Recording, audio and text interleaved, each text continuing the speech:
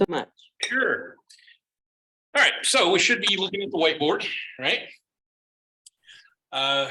So I had a request during this to do some more kind of in-class examples. So I think that's what I want to do today. I'm going to try to teach a little bit different using the whiteboard. This information is in your book. It's in the slides. But this is where we start to get into some mathematically interesting things. So I thought it would be beneficial if I just kind of write and lecture at the same time. I suggest if you start struggling with this, the sooner you identify that you are struggling, that should be an indication that you need to reach out to me for help. It is okay in this class to ask for help. Like I said earlier, if it comes to the end of the semester and you're a point or two off the next letter grade, I know who's asking for help. I know who's trying and I know who's not. If you're asking for help and you're trying, you're going to be fine. If you're blowing the class off and you're just checking the box and never doing anything when you should be reaching out for help, you get what you get. All right, so let's take a look at solving some actual problems here. We've kind of got a good handle, I think, by now on unit conversion, and you should have a good grasp on what velocity and acceleration mean as far as, you know, distance for time and that kind of thing. Well, that's all cool, but the point of physics is not just to memorize a bunch of definitions and memorize a bunch of just kind of random formulas. The point of physics is to do something. Now, I'm going to give you 3 formulas here that you really should know and will help you tremendously.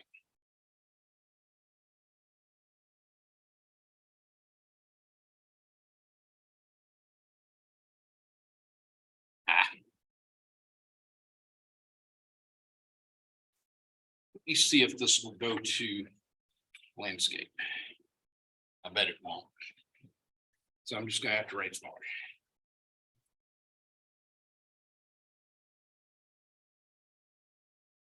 Sorry. Come on, why are you being stupid?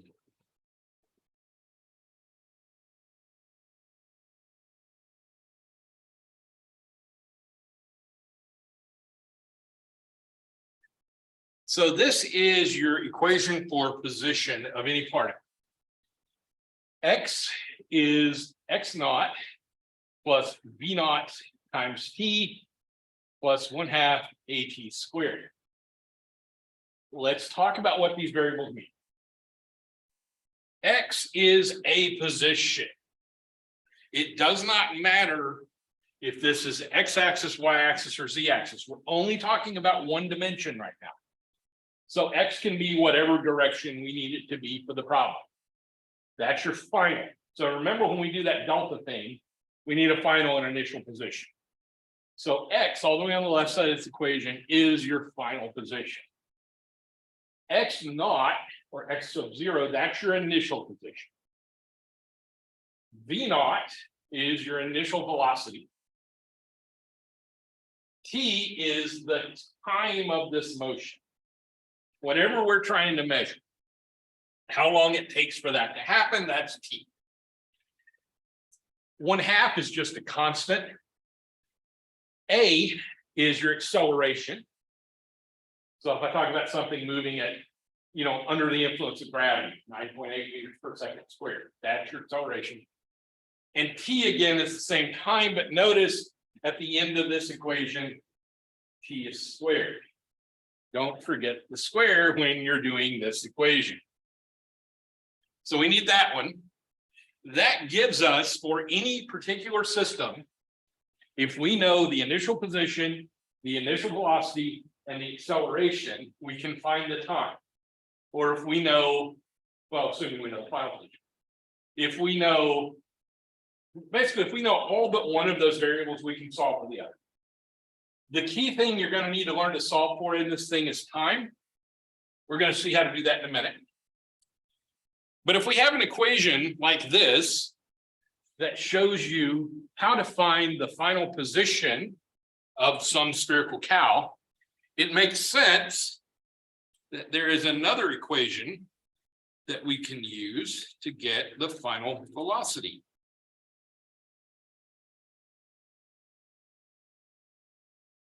And it's this. Final velocity is initial velocity plus the acceleration times the time that it takes for that motion to occur.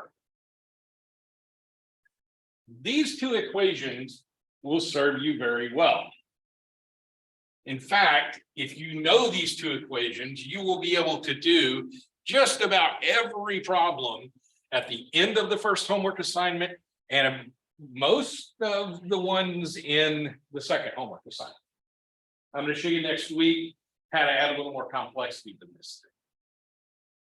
So if we know a position and we know a velocity, then the only other one I need to know is acceleration. For the problems we're going to do here, acceleration is constant. So A is always better than A. In the event acceleration is not constant, that equation is going to look different. Here's where I get outside the scope of this course a little bit. You don't have to know this. I am not going to test you on this, but I want you to see something.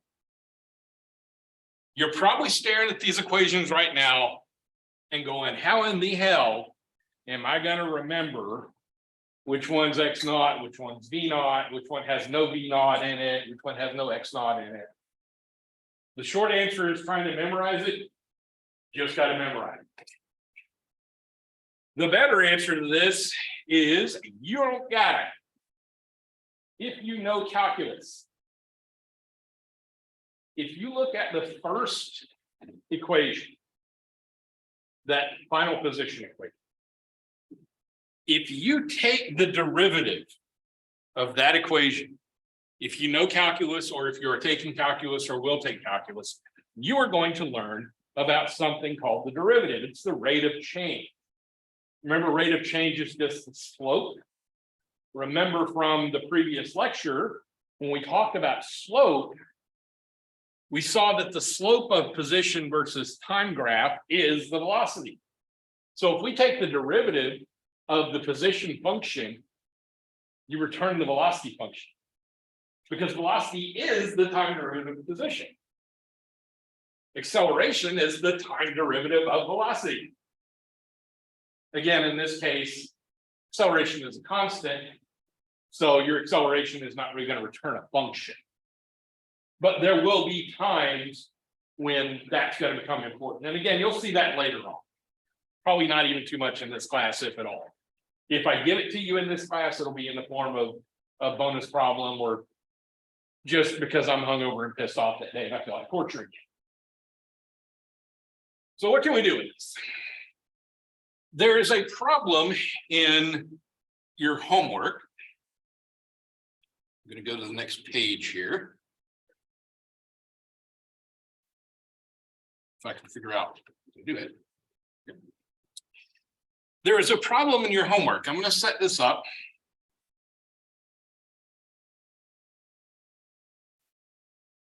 Well, actually, you know what? Let's do something even easier.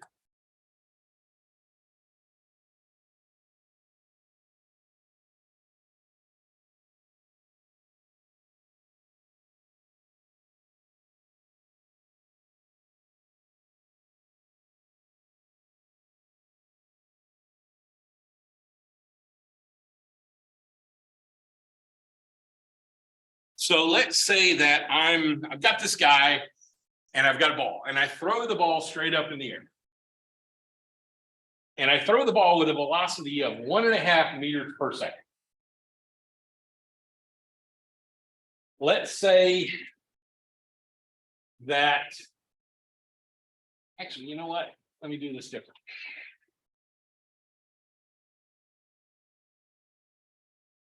So we don't know how fast I threw it.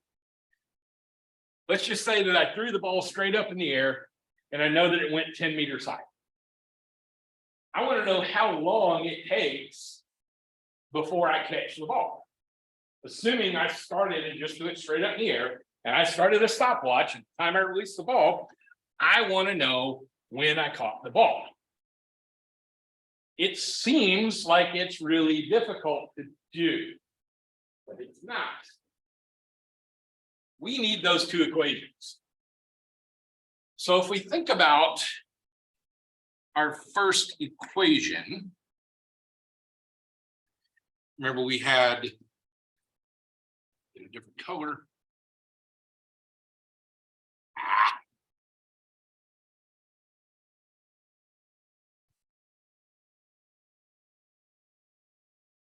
No. Nope.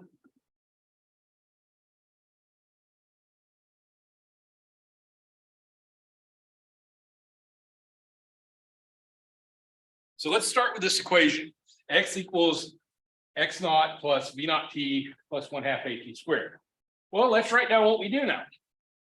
We know the distance here. It's not 10 meters. It's 20. Because remember, the thing only went 10 meters high, so it has to travel 20 meters. Got to go 10 up, 10 back down. So we're going to say our distance here is 20 meters.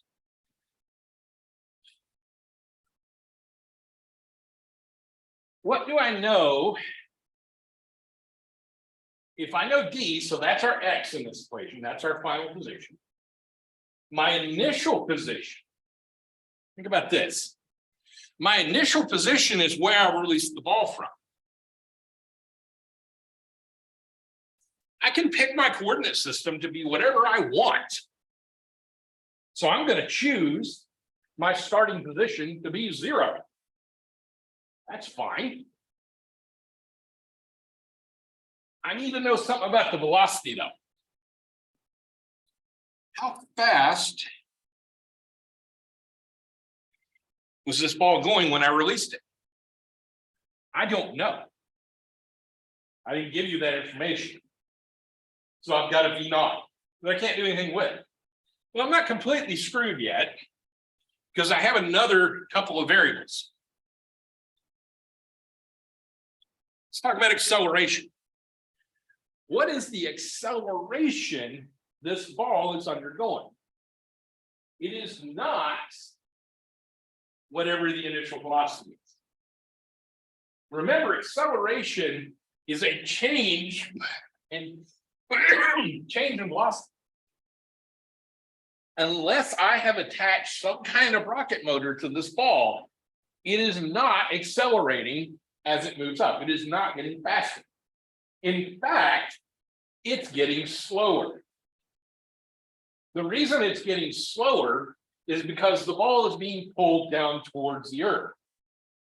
So the acceleration that this thing is encountering, the only acceleration it encounters, is the acceleration due to gravity. Now, remember we talked about direction. Our acceleration is our 9.8 meters per second squared, but the way we've set this problem up, I'm going to let up be the positive direction. So if up is the positive direction, then down inherently must be the negative direction. Gravity pulls things down. So our acceleration due to gravity is actually acting in the negative direction. It's going to be negative 9.8. If you want a clever way to remember which direction to orient things, remembering that gravity usually is negative in these things, remember, next time you fall down the stairs, what's the first thing you're going to say? Besides, "Ow, shit," you're going to say gravity sucks. Sucking is generally negative. Gravity is negative in this case, so gravity sucks. And that's going to be a negative direction. Finally, we need to know time. Well, that's really what we're after. That's what I asked you to find. Is how long did it take for you to catch this ball again? Well, that's what I'm trying to find. I certainly don't know that. Now I have a problem. I have one equation, but I have two variables that I don't know. I don't know time, and I don't know initial velocity. So I can't solve the problem with just this equation. I need another equation. So then remember, the other equation that I gave you was this one.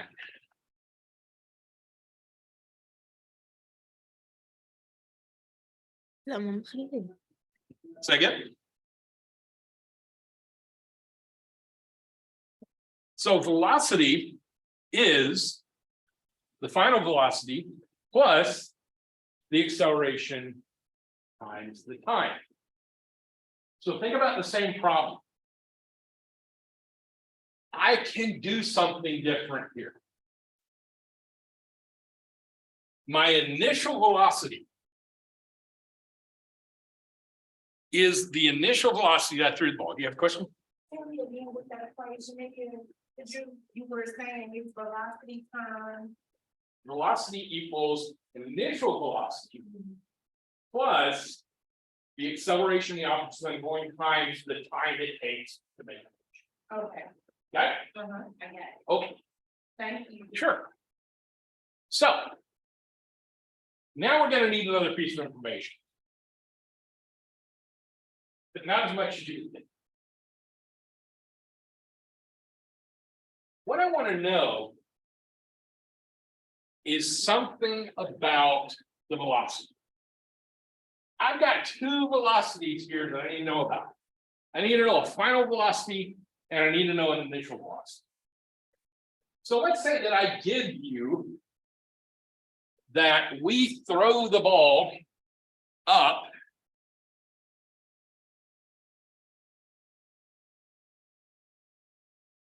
at a velocity of 5 meters per second.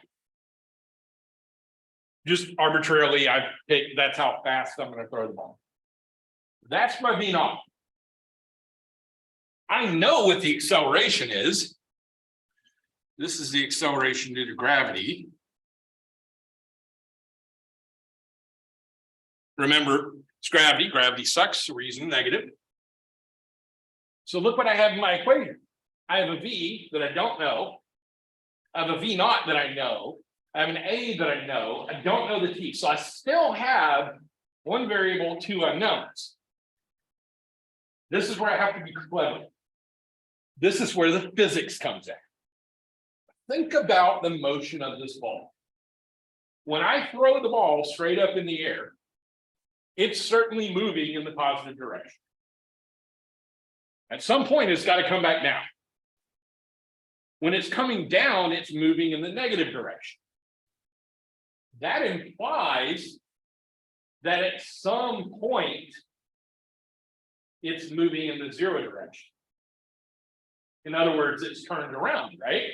It has no velocity at that point.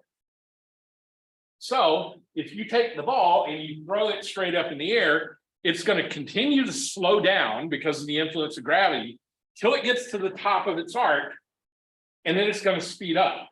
At the top of the arc, what is the velocity of the ball?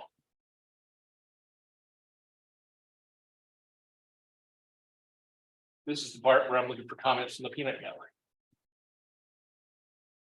What is the velocity of the ball at the top of the arc?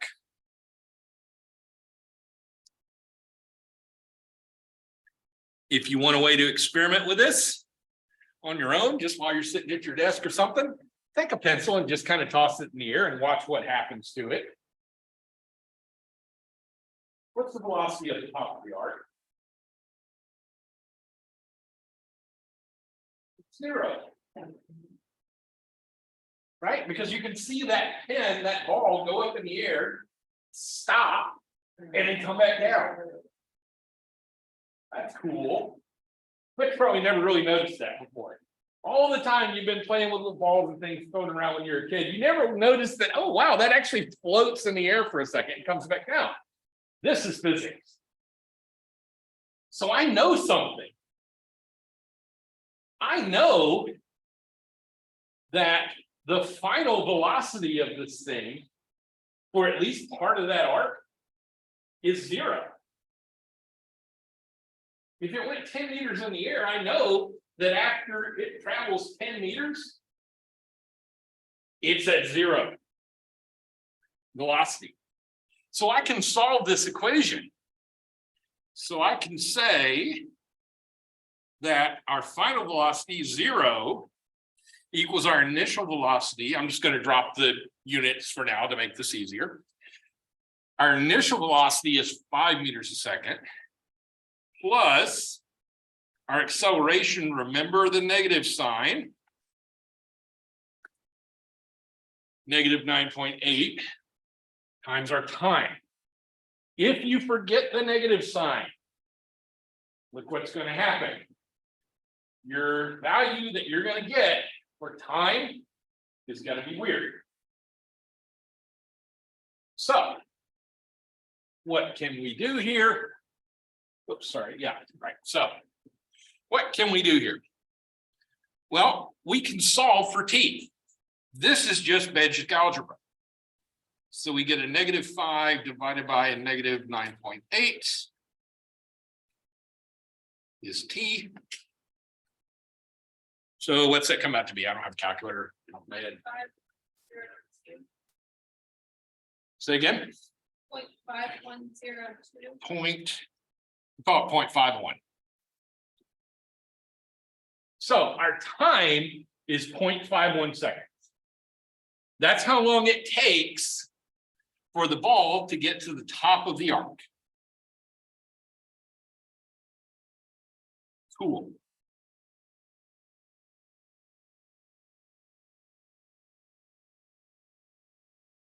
Let's go back to this equation now. I have a new piece of information. I know that the time that it takes to go to the top of the arc is 0.51 seconds. Well, guess what? I can do the rest of this equation without having to plug these numbers back in. The only acceleration acting on this object is the acceleration due to gravity.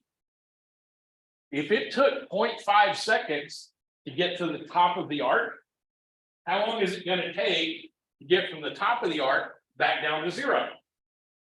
0.51 seconds. So the total time is just 0.51 times 2. Pretty easy.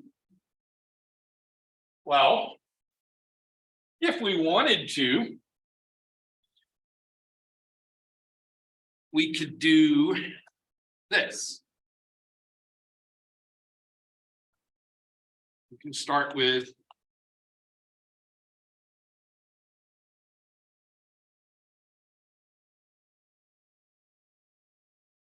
that. If I know that my initial velocity was 5 meters per second, right? I can just start plugging numbers in. At top of the arc is 10 meters. My initial position is 0. My initial velocity was 5 meters per second. See, if I don't know the time, I just use t plus 1/2. I know acceleration is minus 9.8. And I've got a t squared out there. Look what happened. Just by knowing the initial velocity, if I plug that in, I've got one equation, and the only thing I don't know is t. If you work this out, you're going to get the same answer. But what if I didn't know that? What if I wanted to know how high that ball went? And all I started with was how fast I threw it. The way you solve that problem is by first making the assumption that the only acceleration acting on the ball is the acceleration due to gravity. Then we can find the time to the top of the arc. Once I know that time, I can plug it back into my initial position formula, assuming my initial position is 0, and solve for final position. That gets me the height. And since I know this is symmetric, and I'm not doing anything weird with gravity or anything like that, or dealing with air resistance or spinning objects, this becomes a simple problem. This is how you're going to solve 98% of the problems in this class, piece by piece. I know that's a lot to remember. So I have developed a checklist. When I flew airplanes in the Air Force, checklists were extremely important. This was how we make sure that we don't die, which is kind of useful. Good skill to have to not die. And the way we make sure that we don't die is we do the things that we do the same way every time. And we make sure that everybody doing their task on the airplane is doing their task exactly the same way every time. So we have checklists. Now, my checklists, obviously on the airplane, were extraordinarily complex. Set ignition switch to run, monitor engine temperature to be between this and this, monitor oil pressure between this and this. But we can use the same technique to solve physics problems. So I've created a little checklist, and this is useful to you. If you want to write this down and use this as you're taking tests, as you're doing homework assignments, this will help you. The very first thing that I suggest you do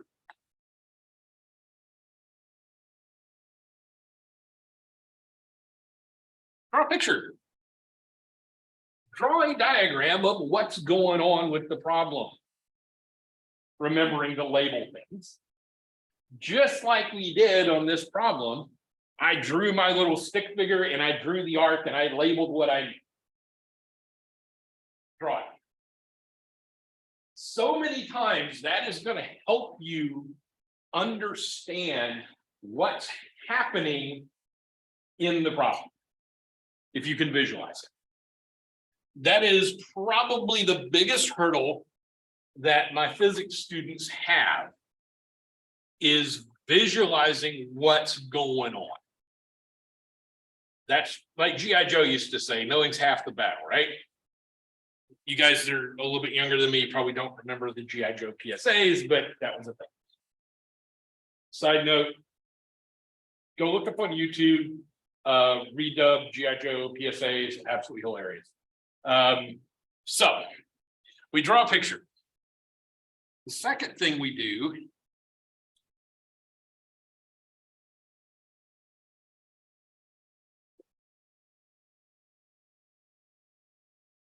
write down our known values.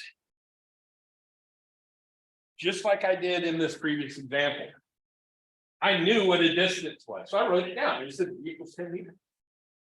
I gave you eventually the initial velocity, so I wrote that down. I knew what the acceleration of gravity was. I wrote that down. Notice, when I was doing that, I was not necessarily telling you what we were going to do with those numbers. I was just writing down things that I know. Generally, if you are given a physics problem at this level, the things you're going to be given are going to be things you're going to need eventually. And usually, in our physics 1, in this level of class, usually they're given to you in the order that you need them. So we write down our known values. The next thing we do on our checklists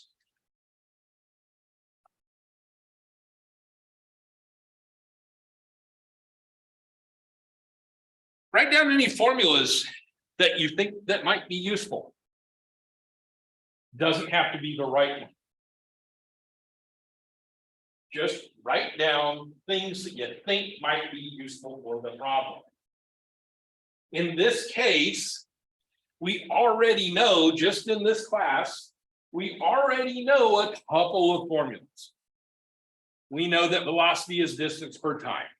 We know that acceleration is velocity per time. We know that the change in something is the final minus the initial. So we might want to write all those down. Even if you don't use them, it's really good for the muscle memory and really good to help you memorize these formulas.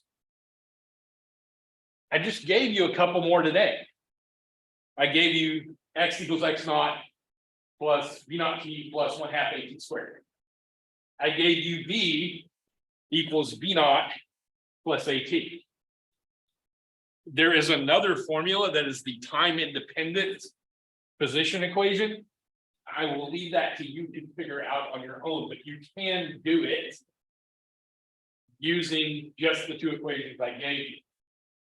What I mean by time independent, you want a function for position that does not depend on time, that does not have a t variable in it.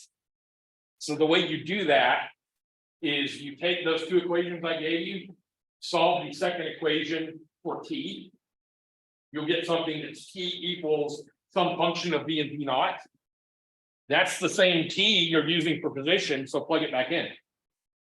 Bunch of things are going to cancel, and you're going to get a time independent position function. That's very, very useful. But we write down formulas that we know. So now that I've done this, I've drawn a picture, I kind of know what the problem looks like. And I've written down things that I was given, things that I know. Notice in this particular problem, I did not explicitly say in the problem statement that the acceleration due to gravity is minus 9.8. Everything that you do, assume acceleration due to gravity is minus 9.8, unless you are told otherwise. You could see that I could easily do this same kind of problem, but I could set you up on the surface of the moon and ask you to compare the time it takes for that path. I don't expect you to know the acceleration due to gravity on the moon, but I can give you a conversion factor. I can tell you that on the moon, the acceleration due to gravity is about 1/6 of what it is on Earth. So if you take 9.8 divide it by 6, you get your acceleration due to gravity on the moon.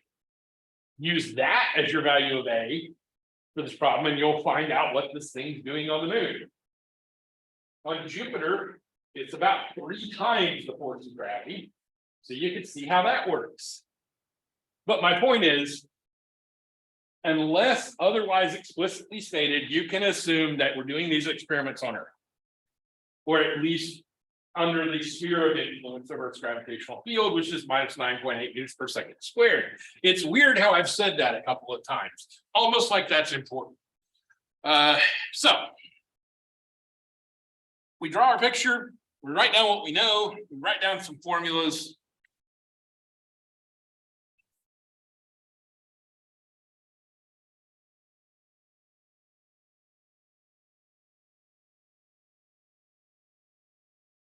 Solve the formulas for our missing variables. Just like we did in the previous example. I needed to know a time. I can solve for the time. Once I've done that, then I can put numbers in. By the way, when you do that, it's a whole lot easier to solve this thing using just the variables until you get the variable you want isolated on the left side of the equation, then plug numbers in. Right now, doing these really simple ones, it's not going to matter that much. But when we start doing more complicated problems, if you start jamming numbers in initially, you are going to get lost. You're going to lose a negative sign, you're going to lose a decimal place, and you're going to have a bad time. Also, on tests, if I ask you to derive something formulaically for me, even if I don't, if I ask you to solve something numerically, if on the test I see that you are writing down formulas and you're trying to map this out, that tells me you kind of have a good understanding of what's going on. If you just give me a number and it's wrong, I don't know why you're wrong. I don't know if you're even on the right track. If you give me a right answer, I don't know how you got that answer. You might have just gotten lucky. You might have Googled it. You might have used this new AI chatbot thing and asked it to solve the equation and didn't really understand it. But if you can show me you're following these steps, show me some actual work, well, guess what I can do as an instructor? If it's a 10-point question, you get the wrong answer, but I see that you were writing formulas and you were plugging things in. If you get the wrong answer on a 10-point question, and the only thing I have is a number to grade you on, well, that's -10. I can't do anything. If you give me some detail that I tried to work this out and I couldn't get there, then I can give you some partial credit. I might even give you 75% of the credit for the question. Because you did it right, you just got the wrong numbers out of it. That's okay. Here's a tip too for test taking that I learned towards the end of my initial bachelor's degree and really did not use effectively until my master's degree. When you are taking a test, if you get stuck and you are running out of time, never, ever, ever leave the question blank and just go, I don't have a clue, and walk away from it. It is perfectly acceptable and encouraged if you annotate on the test, I know I'm supposed to get here. I got stuck at this point and I really don't know how to proceed. That tells me that you were trying to do something. That gives me an indication of where you are. Remember, I said on day 1 of class, tests in this class are more about me than they are about you. I need to see how well I'm presenting the information, and I need to see how well you're picking it up. I do not expect perfection on my test. In fact, do not be surprised if the class average, especially on the first test, is around 70. That's okay. That's normal. I took a graduate level class in solid state physics last semester from John Nichols in this department. Very fascinating, very difficult. My first test was a 58. But I ended up getting a B out of the class. Not because I'm a master of solid state physics by any means, but because I learned process, I learned procedure. And I did that kind of thing on the homeworks. I did that kind of thing on tests. I went, look, I know what you want me to find, but I don't have a clue how to get it. Or I can get a third of the way through the problem and then I'm lost. Even if you know that it's a 10-step process and you know what the last 3 steps should be, and you know how to do the first 2 steps. Even if you do the first 2 steps, write me a note and say, and then magic occurs. I don't really know how we get there, but I know the next step of the problem looks like this, and then continue on. That's acceptable. Are we not getting full credit for the problem? But it tells me that you know what you're doing. That's okay. And that's all I want you to do. That's where I want you to be. So you probably want to write this down in your own handwriting and not rely on my handwriting, because my handwriting sucks anyway, and trying to write on this iPad is not fun, and I'm still trying to master that skill. But make yourself a checklist. Draw yourself a picture of what's going on. Write down your known values.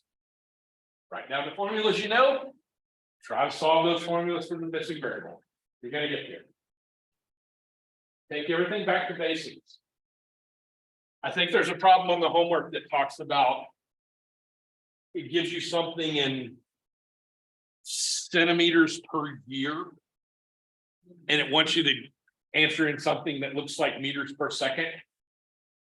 Don't be intimidated by that. It's a unit conversion problem. Convert the centimeters to meters. Then convert years to seconds. And then just do the math. It's just algebra at that point. Get a question? You say convert centimeters to meters. Uh-huh. And here's the thing. Yeah. So you That's did. the one I haven't answered yet. That's one of my questions. That you jot me down.